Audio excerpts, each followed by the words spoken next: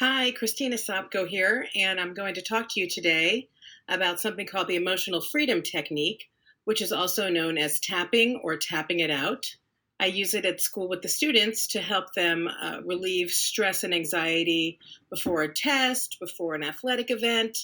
We tend to do this as a group, and you can do this together with your whole family, or you can do this on your own to help relieve your own stress. This is used for stress relief as well as anxiety, fear, anger, frustration, and some physical ailments. The whole ideology behind this strategy is that it sends messages to your brain to calm down when you tap on the various acupressure points that we'll be tapping on, and I'll show you in a little demonstration. And this counters the reaction of fight, flight, or freeze, and it can help you calm down. Students that I've taught through grades 5 through 8 have all experienced this with me, whether or not they wanted to. And it's really been terrific for them to know that they have a method or a strategy to use to help them with stress relief.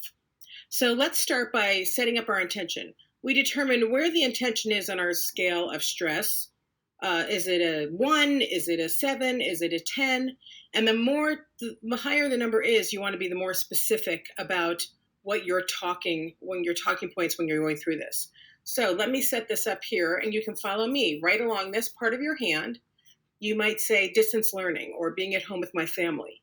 Even though we are in a new paradigm of distance learning, and I'm really nervous about it, with my family being successful, I fully accept myself as I am.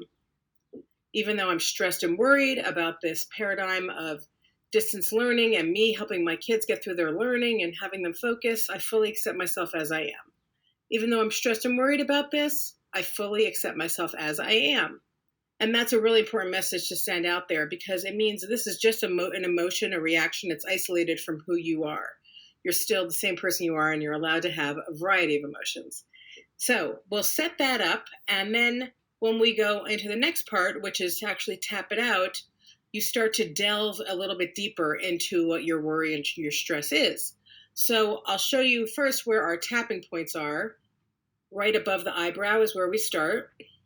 You just lightly tap with your fingers. We move down into the sides of the eyes, underneath the eyes, right on that bone, underneath the nose, underneath your lip, right above your chin, right on the clavicle area. Oh, I love this one. It's always so calming for me. Right under your arm and the top of your head. So let's do a practice round. Why don't you repeat after me? And this should be helpful to you, I hope. You can, of course, modify this to fit your situation. I'm so stressed out about having everybody home indefinitely. I'm so stressed out about helping my kids with this distance learning. I don't know what this is going to look like. How am I going to keep them on task? What if they have lots of questions? I don't want to tell them how to do everything because I don't want to undermine them. I know that they're bright. I know that they work hard at school. I also want to support them, but I know that it's often they don't want to hear what I have to say. How am I going to make this work? How am I going to make this work and we all get along, but they also do this work? Well, I'll come from a place of love. As long as I come from a place of love, I think I'll be okay. My children know that I love them, that I want to support them, and I think I'll be okay. Patience. Ask questions of their teachers. Ask questions of them. I think if we show mutual respect, we'll be okay. Kindness is going to be key in this one. Kindness and patience. I've got that. I love my children. It's going to be okay. I'm going to be okay. And I usually go through that cycle 3 times. I set up the first cycle where I really delve into what's worrying me and I get really specific. Halfway through the second cycle or in the beginning of the second cycle, I try to turn it around and think it through. Like, okay, I've voiced my worry. Now what is it that I want to do about it? And how is it going to be okay? Because fundamentally, at some point that this is going to be okay. Whatever it may look like, whatever okay may look like. And another strategy that the students and I use is to do something called the shark fin.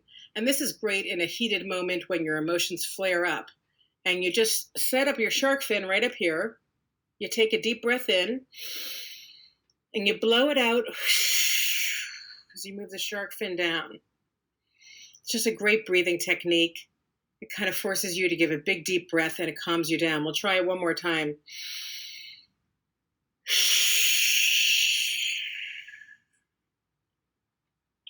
Wishing you lots of luck. Don't be afraid to ask for help.